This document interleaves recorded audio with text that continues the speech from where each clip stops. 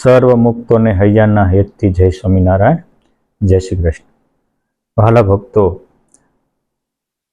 આજે જે મારે વાત કહેવી છે તમે ક્યારેય નહીં સાંભળી હોય. આજનો આ વિષયનું નામ છે અલૌકિક અનુભવો. ભગવાન સ્વામિનારાયણ ધામમાં ગયા ત્યારે કહેતા ગયા હતા કે આ સત્સંગમાં હું સદાય પ્રગટ રહીશ. આ પ્રગટનો સંપ્રદાય છે અને આરતીમાં પણ આપણે બોલીએ છીએ કે પ્રગટ પુરુષોત્તમનું જે દર્શન કરશે કાળ કર્મથી છૂટી કુટુંબ સહિત તરશે. પ્રગટ પુરુષોત્તમનું જે દર્શન એટલે પ્રગટ પુરુષોત્તમનું પ્રગટ ભાવે જે દર્શન કરશે. કહેતા આ સત્સંગમાં ભગવાન પ્રગટ છે. નિષ્કુળાનંદ સ્વામી કહેતા પ્રગટ પ્રાપ્તિ, પ્રગટ ભક્તિ, પ્રગટની વાત સર્વત્ર ચાલી. માટે પ્રગટ દોષો પ્રગટ છે અને આપણે ભગવાન મારાથી દૂર છે એવી ભાવના રાખશું તો ક્યારે નિર્દોષ નહીં થશે. પણ એકવાર પ્રગટ ભગવાનને સ્વીકારી લીધા તો હૈયામાં આનંદનો સાગર રેલાશે. ભગવાન સ્વામિનારાયણ દાદા ખાચરને પરણાવીને પીઠવડી રાત રોકાણા હતા. એ વખતે બાજુના સેંજલ ગામના મોહનજીભાઈ અદા વિપ્ર ભગવાનના દર્શને આવેલા, સેવા કરેલી અને એ ભગવાનની સેવાથી એમના ભાગ્યના દ્વાર ખુલી ગયેલા. ભગવાન સ્વામિનારાયણના અંતકાળે ડંકો વગાડીને ચડી ચોટ ધામમાં તેડી ગયેલા. એ વખતે ચંદન પુષ્પની વૃષ્ટિ પણ થયેલી. એ મોહનજીભાઈ અદા એમના દીકરાના દીકરા આઝાદ ભારત સમયે સુપ્રસિદ્ધ બાલકૃષ્ણભાઈ વૈદ થયા અને આયુર્વેદના નિષ્ણાત ગણાતા હતા. આયુર્વેદના ભીષ્મ પિતામહ જેવા એ અનુભવી વૈદ હતા.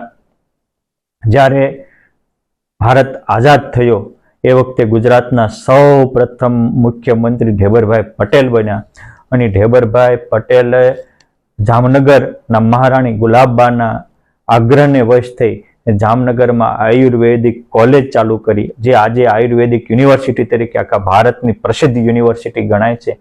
એના પ્રથમ કુલપતિ એ આ માનનીય ઉપાધ્યાય શ્રી બાલકૃષ્ણભાઈ વૈદ બન્યા હતા. એ વખતે ડોક્ટર વિમલા તાઈ પ્રખર પ્રવક્તા હતા. એના પ્રવચન સાંભળવા લોકોની જડીઓ બોલતી હતી. એ આબુ અંબાજીથી એમણે એકવાર એ યુનિવર્સિટીમાં કોલેજમાં એના પ્રવચન માટે બોલાવ્યા. વિમલા તાઈ ત્યાં જામનગર આવ્યા. નાઇટ એ કે મારે બાલકૃષ્ણભાઈ આપના ઘરે જ રોકાવું છે, કારણ કે બાલકૃષ્ણભાઈ પણ એવા વર્તનશીલ અને પ્રતિભા સંપન્ન વ્યક્તિત્વ હતું એટલે એમના ઘરે રોકાણા. બાલકૃષ્ણભાઈ સવારમાં આધારાનંદ સ્વામી બનાવેલી એક ચક્ષુની મૂર્તિ પૂજામાં રાખીને પૂજા કરતા હતા અને રાત્રિએ એને ભગવાન સ્વામિનારાયણના દિવ્ય અલૌકિક પ્રભાવની વાતો કરેલી કે સ્વામિનારાયણ ભગવાને આજ ઘોર કળયુગમાં સતયુગ થાપ્યો, અનંતના ભાગ્યના દ્વાર ખોલાવ્યા. અરે કળયુગમાં લોકો ખુલ્લા દ્વારના બ્રહ્મચર્ય પાળી શકે એવા નિષ્કામીને નિર્દોષ અનંત નારીઓનું સર્જન કર્યું. ચાકડીના ચટકે સમાધિઓ કરાવતા હતા, કર્ણના લટકે સમાધિઓ કરાવતા હતા. અરે પુરુષોત્તમ નારાયણની પ્રસાદીની છડી કોઈને અડે કે માળા અડે એની સમાધિ થાય. આવો પુરુષોત્તમ નારાયણે પ્રગટ પ્રબળ પ્રતાપ પ્રવર્તાવ્યો. વિમલાતાઈ આ વિચારમાં સૂતા સવાર થયો એટલે કે છે તમે વાત કરતા હતા એ મૂર્તિની, એ મને દર્શન કરાવો ને. અને પૂજામાં દર્શન કરવા ગયા ત્યાં બોલી ઉઠ્યા, ઓ આ જ મૂર્તિ, આ એ જ મૂર્તિ છે. બાલકૃષ્ણભાઈ કે છે કઈ? તો કે આજે રાત્રે મને આખી રાત પુરુષોત્તમ નારાયણના દિવ્ય અનુભવ થયા છે, એની હું શું વાત કરું. બોલતા બોલતા એમની આંખોમાંથી આંસુની ધારા વહેવા લાગી. અહો અહો ભાવમાં એનું હૈયું નાચી ઉઠ્યું. બીજે દિવસે એમને જામનગર કોલેજમાં પોતાનું વક્તવ્ય રજૂ કર્યું. પછી કહે છે કે બાલકૃષ્ણભાઈ તમે જે વાત કરતા હતા એ ગઢપુરમાં ભગવાન પોતાનું ઘર માનીને રહ્યા, એ મોટી બા લાડુબાના ઓરડા આજે વિદ્યમાન છે. મને એ આખો દાદાનો દરબાર ને ગઢપુરનું મંદિર આખું અનુભવવાનું છે. મારે એના દર્શને જ આવવું છે. જો પ્રથાથી આપણે દર્શને જઈએ એ વસ્તુ અલગ છે અને પ્રેમથી જઈએ એ વસ્તુ અલગ છે. ઘણી વાર આ મારો જાત અનુભવ છે કે આપણે અહોભાવ સાથે કે આ મારા ભાગ્યમાં હોય જ ક્યાંથી એવા ભાવથી આપણે કોઈ પણ તીર્થ સ્થળે કે કોઈ પણ સાધુ સંતો પાસે જઈએ અને ત્યાં જઈએ અને શ્રદ્ધાથી ગયા હોય તો પુરુષોત્તમ નારાયણ શ્રદ્ધાવાનની અખંડ સાથે રહે છે. શ્રદ્ધાવાન લભતે જ્ઞાનમ, શ્રદ્ધાવાન પ્રાપ્સ્યતિ પરમમ, શ્રદ્ધાવાન પરમ પદને પ્રાપ્ત કરે છે.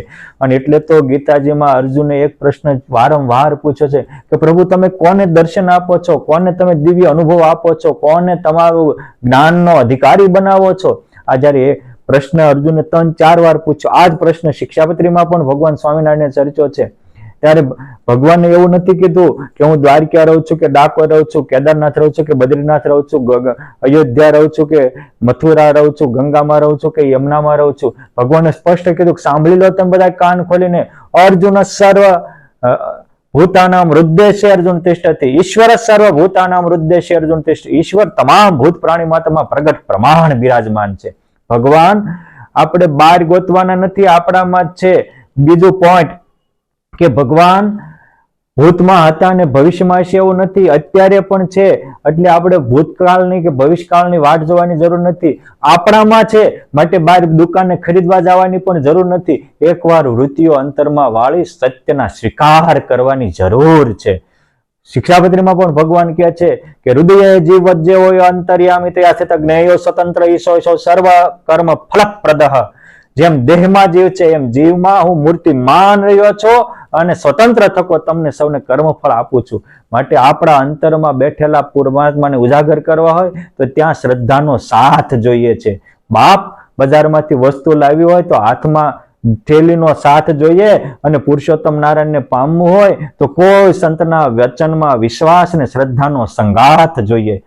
આ વિમલા થાય એવા જ કોઈક અલૌકિક ભાવથી આજ મનન કે એ કેવો દાદાનો દરબાર હશે કે જ્યાં ભગવાને અનેકને સમાધિઓ કરાવેલી, 500 પરમહંસોને શરદ પૂનમની રાતે અલૌકિક અનુભવ આપેલા, એના પૂર્વ જન્મના જ્ઞાન આપેલા.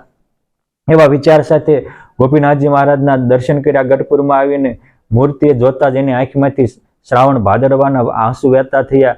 પછી કે છે બાલકૃષ્ણભાઈને મને મોટી બાનો ઓરડો દેખાડો. હવે વિમલાતાએ આવવાના હોવાથી ગઢપુરમાં પણ એમના વક્તવ્યની મોટી તૈયારી કરી રાખેલી, અને ત્યાં પણ સેંકડો લોકો સાંભળવા તત્પર હતા. પરંતુ આ જેવા મોટી બાના ઓરડામાં કર્યો, અહીંયા ભગવાન રહેતા હતા, જમતા હતા, અહીંયા એમને અલૌકિક દર્શન આપેલા, આ ઓરડામાં અનેકને અક્ષરધામનો અનુભવ કરાવેલો. એ ભાવના સાથે પ્રવેશ કર્યા ત્યાં તો આખો ઓરડો તેજથી ઢંકાઈ ગયો. અલૌકિક અનુભૂતિઓ એ 2-2.5 કલાક સુધી અલૌકિક સ્થિતિમાં રહ્યા. જાગ્યા ત્યારે એમ થયું, એ બોલી ઉઠ્યા કે મારી જિંદગીમાં મેં પહેલો વહેલો આવો શાંતિનો અનુભવ કર્યો. જો ભગવાન કે ભગવાનના સંત પ્રગટ તો છે, પરંતુ જયારે આપણી ફ્રીક્વન્સી મળે ત્યારે એની અનુભૂતિ થાય છે. કૃષ્ણ ભગવાને કરેલી રાસલીલા તો એમનામાં હોય જ છે.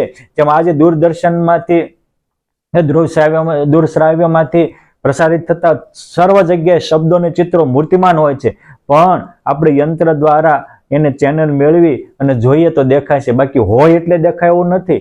એ જ રીતે ભગવાન કે ભગવાનના ચરિત્ર મૂર્તિમાન હોય છે, પરંતુ આપણે જયારે ફ્રીક્વન્સી મેળવીએ ત્યારે થાય. એ 5000 વર્ષ પહેલાની કૃષ્ણ ભગવાનની રાસલીલા, 500 વર્ષ પહેલા નરસિંહ મહેતાએ શિવજીની આરાધના કરી અને ભગવાન ભોળાનાથ પાસે વરદાન માંગીને ફ્રીક્વન્સી મેળવી તો આખી રાસલીલાના દર્શન થયા. એ યુગો પહેલા ભગવાન રામચંદ્રની લીલા હતી, પણ તુલસીદાસજીએ સંતનો સમાગમ કરી અને ફ્રીક્વન્સી મેળવી આખી રામલીલા એના હૈયામાં ખડી થઈ.